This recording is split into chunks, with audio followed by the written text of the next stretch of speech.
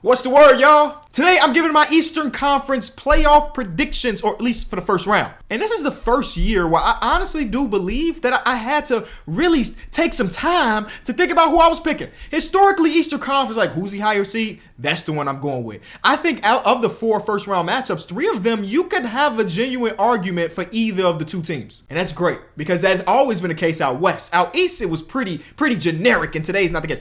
Honestly, I don't care if it's the Bulls. I don't care if it's the Miami Heat. I'm picking the Boston Celtics to win that series in 5. I'm going to give the opposing team 1 game because the Celtics sometimes do the thing where they play down to the competition. But whoever it is, I'm giving the Celtics in 5. I was thinking about, before I started recording this video, if we combined the Chicago Bulls and the Miami Heat currently, so no Terry Rozier, no Jimmy Butler, whatever. If we combine the Bulls and the Miami Heat, is that enough to even beat the Boston Celtics? Let alone one of the 2 teams. But if we combine them, is that enough? You can argue that maybe not. So Celtics, that's the first prediction. Celtics over whoever in 5. This 2-7 matchup is so interesting, man.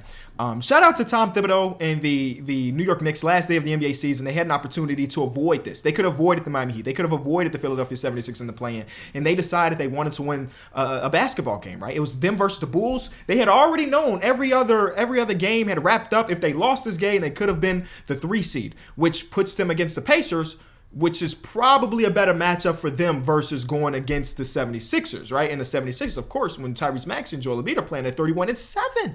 31-7 this season. They could have avoided that. But Tom Thibodeau is like, I don't care. I want to win basketball games. Whoever our opponent is, I feel comfortable with us. I feel comfortable with my coaching ability to beat them. And I like that. I hate when teams try to mess with the basketball gods like the Cavaliers did, and we're going to talk about them. I hate when they mess with the basketball gods and try to lose on purpose for a favorable matchup. The Knicks didn't do that. I guess we'll see. Maybe it would have made sense for them to do it because the 76ers is not a great matchup for them. A lot of times I go into a playoff series, and not all the times, I would probably say 75% of the time, I would say, who has the best player in the series? Because a lot of the time, especially early in the playoffs, that is the team I'm going to ride with. And though Jalen Brunson has been phenomenal this season, you can argue that he should be on All-NBA first team.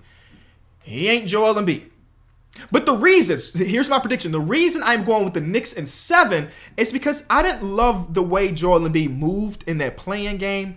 And you're trying to tell me we got a full 7-game series with Tom Thibodeau being able to scheme against Joel Embiid a little bit. Like, if Joel Embiid was completely healthy, I probably would take the Philadelphia 76ers, especially considering there's no Julius Randle in this matchup.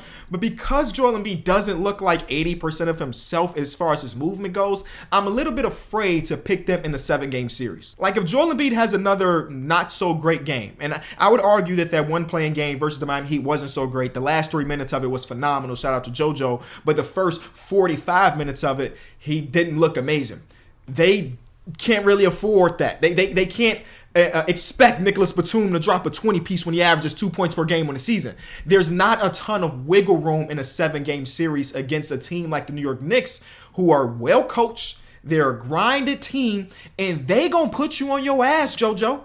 That's just the reality of it. Joel Embiid is not a guy that would shy away from contact. That's just who he is. He likes to get to the free throw line. He's okay with that contact. But Isaiah Hartenstein is a bruiser. Mitchell Robinson is a bruiser. Hell, Jericho Sims is, even though he probably not even going to see a single second in the series. They have options on options on options. And on the offensive side of the ball, the things that scares me a little bit about the Knicks is that Jalen Brunson had the highest usage rate in the second half of the season. He's been phenomenal in that. He was phenomenal last year in the playoffs with that. But it does scare me when a bulk of their offense, 90% of their offense, is based on one singular player. The problem is, you look at the other side of the Philadelphia 76ers, there's not many people that you would trust to guard Jalen Brunson in the series. Now, I know basketball is not mano-a-mano. You don't expect it to be Kyle Lowry versus Jalen Brunson 48 minutes. They're going to throw different schemes. They're going to blitz. They're going to do this. They're going to do that. But there's not a lot of people I trust to guard Jalen Brunson in this series. And because of that, I'm taking the New York Knicks. Like, I think the Knicks and the 76ers are both going to try to put the opposing star guard in as many actions as possible.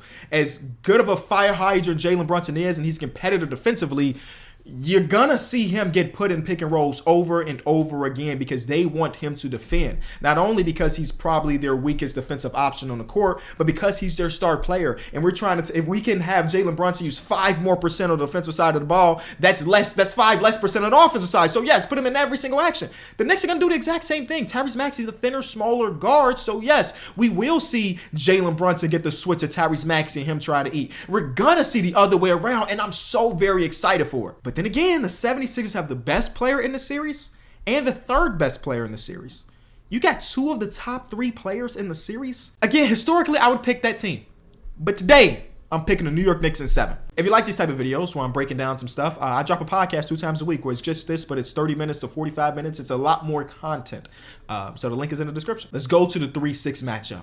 It is Bucks and it is Pacers. And we don't know the status of Giannis, who has his calf injury, and everybody's talked about it. The calf injury is one of those ones that it could heal fast. It could take some time. Giannis, throughout the entirety of his career, has been this fast healing guy. Remember in the finals where he had his leg bent backwards in the series versus the Suns, and I remember watching it like, man, this is the ending. You know, they can fall all the way here just for their star player to get injured, and then he dropped 50 in the closing out game, like nothing really happened. There's a few injuries throughout his career where it looked like he's gonna be out. And there's like, oh no, it's Giannis. He'll be back. I don't know how I feel about this one because I don't know if they're trying to temper the expectation or what it may be, but I'm gonna assume he's at least missing game 1. And even if it is just game 1, that changes the landscape of this series. The same thing I would say, the same thing I said about Philadelphia. If Joel Embiid was 100%, I'm taking them, but he doesn't look 100%. I feel the same thing about the Bucks. If you would told me that Giannis was playing every single game of this series and he was 100% healthy, I would take them and it would be a no-brainer, even though they have not impressed me at all since Doc Rivers came onto the team. But because he's not there, it makes me think a lot about it a little bit more. Now, these two teams played each other, I think, 5 times this year. 4 of those games went to the Indiana Pacers. But the last time they played against each other, Doc Rivers wasn't the coach. Pascal Siakam wasn't on the team. It was just a lot of different things. These teams are dramatically different. When they did that, when they played against each other the first time, the Indiana Pacers were one of the worst defensive teams in basketball. But since the trade deadline, they have been middle of the pack, like 16th. That's a dramatic difference. The last time the Bucks played the Pacers, they were the worst transition team in basketball, or one of the bottom 3 transition teams in basketball. And one thing to say about Doc Rivers' little regime so far is he's got these guys getting back on defense. So these are not the same teams that we saw last time they played against each other. Not only that, our boy Tyrese Halliburton hasn't looked nearly as good as he did before the hammy injury, the freak hammy injury that held him out for a little bit of time. Here's Tyrese Halliburton's averages versus the Bucks in those 5 games. 27 points per game, 11 assists, 6 rebounds, 37% from 3, and 53% from the field. Again, really great numbers, but that's not the Tyrese Halliburton we've got for the last, let's say, 2 months or so. The good thing is the last couple games before the season ended, he had been looking at least better. Still not great though, but better. The entire philosophy of the Indiana Pacers defense under Rick Carlisle is run teams off the 3-point line and trust your back end. And it's Miles Turner, who deserves to get a lot of respect because he is fearless. He will contest every single shot at the rim. And they do a damn good job at that, where like they give up the most amount of attempts in the paint, but they're about league average in percentage. So they get you there. They let you get there, but they don't allow you to finish more likely than not. The Bucks in their games without Giannis, and again, I'm going under the assumption that he at least missed 1 game in this series. The thing that scares me about that is they don't get to the rim if Giannis does not play. Nobody else does. So this defense is their whole idea is to run you off the line, and you're not known as a team that can get downhill and go to the basket. You're playing basically right into their hands. But Dame, this is a huge Dame series. Couple games now. People forget it's been some time since we've seen Damian Lillard in the playoffs, and I'm not going to question it because he's one of the clutcher players I've seen in my lifetime.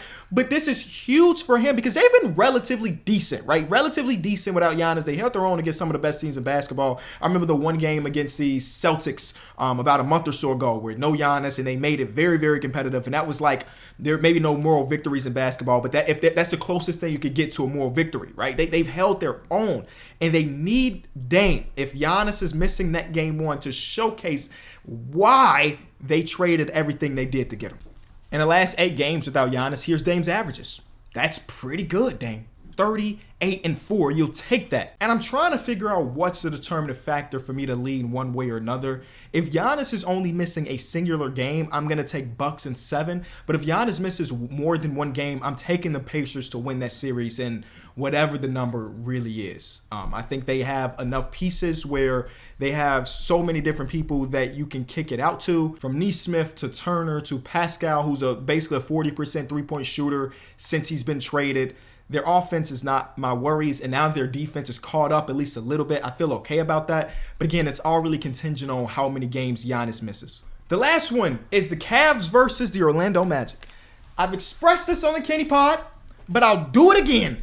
I hated the way the Cleveland Cavaliers ended their season. And I'm not even talking about the fact that they were sub 500 since the All-Star break. I mean, going into the last day of the season, they had an opportunity to win a game against a very bad Charlotte Hornets team. And what did J.B. Bickerstaff / whoever's running the show over there decide to do? They decided to lose the last game on purpose for the sake of trying to get away from Philly or Miami, as if the Orlando Magic are this bad basketball team or anything. They greatly limited their ceiling, and I hate that about the way they ended this year. Right? Let's say you become the 2 seed, which would have happened if they would have closed out that game versus the Charlotte Hornets. You become the 2 seed. Yes, you do have to go against Joel Embiid in the Philadelphia 76ers in the first round. But if you get out of that series, your matchup versus Milwaukee or the Pacers is a lot, your upside is a lot higher than going against the Celtics in the second round. Even if you beat the Orlando Magic, you're probably getting dogged by the Celtics. So we just okay as a front office to lose on purpose and limit our overall ceiling? That hurts my heart. Because they tried to lose this game. You know how some teams in the last day of the season, they weren't necessarily trying to lose, but like we weren't playing for anything. So we'll play our starters for 3 quarters and let the rest of the players. No, in this game, they ran out of lineup. Matter of fact, let me show you. I got all the footage. With 8 minutes to go in this game, they're up by 6. Look at the lineup they're running. There's Max Strus. There's Pete Nance. That's Isaiah Mobley. That is Imani Bates and Damian Jones. A wicked lineup. They're up by 6 with 7 minutes to go. We can't afford to win this game. So let's go later. Let's go later in this game. They no longer have the lead. Ladies and gentlemen. You know why? Because the point guard today is Imani Bates. That's fine. Imani played some guard in high school and stuff. We know he can handle it. Tristan Thompson is setting up the O. That is Tristan Thompson. That is Pete Nance, Isaiah Mobley. Damian Jones is playing the corner as a spacer. They are losing on purpose. Because they were afraid of Joel Embiid or Jimmy Butler. And the real problem, look at this. This is nasty. That's nasty. I'm getting you out of here. That's nasty work. And the problem with it is not that they lost, right? It's not that they're lost on purpose. They greatly limited the ceiling on their team. So yes, you go against your Orlando Magic, and hell, there's no guarantee that you're beating the Orlando Magic, and we're going to talk about that. But you go against your Orlando Magic, let's hypothetically say you beat them. You know you see in the second round? It's the Boston Celtics who are the best team in basketball. If you win this game, yes, you have to go through Joel Embiid, or in that point, it was either Joel Embiid or Jimmy Butler in the Miami Heat. But if you got out of that series, your second round matchup against the Bucks and the Pacers is a lot easier than going against the Boston Celtics. This screams to me, we need to win one playoff series, and we'd be happy. Because you're not beating the Boston Celtics. You're just not. You have a better chance of beating the Bucks or the Pacers in the second round. But you were afraid to do that. Because you're afraid to lose in the first round to Joel Embiid. No matter what happens, JB's probably getting fired. There's going to be so many rumors swirling around this team about a certain number 45 on the team. So why not just go out there and play basketball? It blew my mind. Because that's not the Cavaliers I know. That's not the Cavaliers that I've been enjoying watching for the last 2 years. I was just disappointed. But to this actual series, like I said, there is no guarantee that the Cavs are going to win this, even though they have the experience. Everybody that's going to be a part of their rotation has playoff experience. And on the other side of things, the Orlando Magic come in with close to 0 as a team. It is dramatic. It's night and day in that aspect. I expect Jared Allen to be better in the series after the lights were too bright in New York. I expect Evan Mobley to be better in the series, who's shooting 47% from 3 on 1.5 attempts since the All-Star break. I expect all of those things. But the thing that beat their ass last year, a team that's very physical in the New York Knicks, and a team that crashed the glass in the New York Knicks, the Orlando Magic has all of that. Now, their upside offensively is very limited compared to what the Knicks had last year with Jalen Brunson and stuff. But still, the weak part of your team, and maybe they bandaged that with some of the offseason signings. Maybe George Niang helped with that toughness. Maybe Max Strus' shooting improves everything. It's possible. It's definitely possible. But the things that caused y'all to lose last year's series, the opposing team that you're going against provide that stuff. Ultimately, I'm still going to pick the Cavs to win this series because I think they have the higher offensive upside because Donovan Mitchell is a monster, even though he has also not looked good since coming back from the face injury and the shot ejection in his knee, whatever the hell it was. But I wouldn't be surprised the Orlando Magic win this. I'm picking Cavs in 7. It's going to be a nasty series as far as it being a 90 to 91 game or stuff like that. I'm here for that type of stuff. But overall, I think that the Magic are going to make it really, really tough. What they did at the last part of the season, which I don't know if a lot of people recognize, is that Jonathan Isaac was starting over Wendell Carter. That's a problem for the Cavaliers because Jonathan Isaac is the best minute per minute defender in all of basketball. And we can see him guard Donovan Mitchell. We just can't. Paolo's going to have his hand full with Evan Mobley being his primary defender. But the overall Orlando Magic is a very big team. The Cavs are a smaller team. Other than their 2 front court players being 7-footers, the rest of the team is relatively small. The Orlando Magic have size all over the roster. Like, they don't start a person under 6'4". I'm picking Cavs in 7. I don't know. I might want to flip it because I'm just so frustrated with the Cavs. Maybe I'm just shifting it right now. Orlando Magic is 7. I guess it don't really matter because whoever it is probably losing in the second round anyway. And lastly, we'll talk about the Cavs. We'll talk about the Boston Celtics beating up on the Bulls because hopefully the Bulls win tonight. Yeah. All right, so that's everything. That's every single series in the Eastern Conference. Hey, I was 3-for-4 in the play-in. Let's see if I'm 4-for-4 here or 3-for-4 here as well. Leave a like, subscribe. All fluid conversation. The comment section completely open for your opinions. What did I hit on? What did I miss on? Only time will tell. Go out there and enjoy some basketball.